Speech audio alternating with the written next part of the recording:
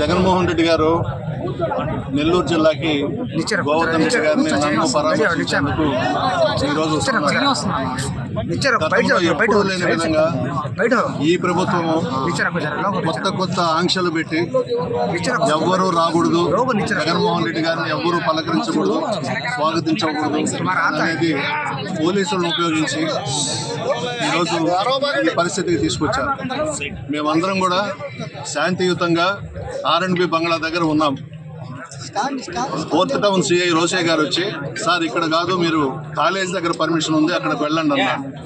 ఆయన్ని గౌరవించి, పోలీస్ డిపార్ట్మెంట్ని గౌరవించి కాలేజ్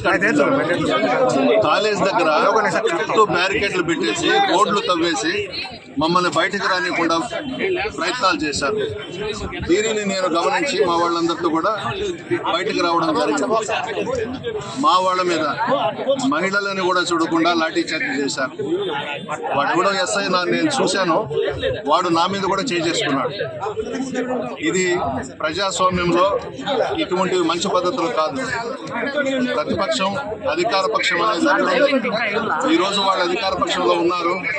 ప్రతిపక్షంలో ఆ నాయకుడు జిల్లాలకు వస్తుంటే అడ్డుకోవడం అనేది కరెక్ట్ కాదు. ఇది హాస్యాస్పదం.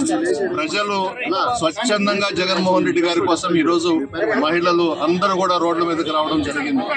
ఎన్ని అడ్డంకులు సృష్టించినా, నన్ను ఇక్కడి నుంచి అరెస్ట్ చేసినా సరే, నేనైతే జగన్మోహన్ రెడ్డి గారు వచ్చిన తర్వాత ఇక్కడి నుంచి లేచి మా ఇంటికి తీసుకెళ్తాను.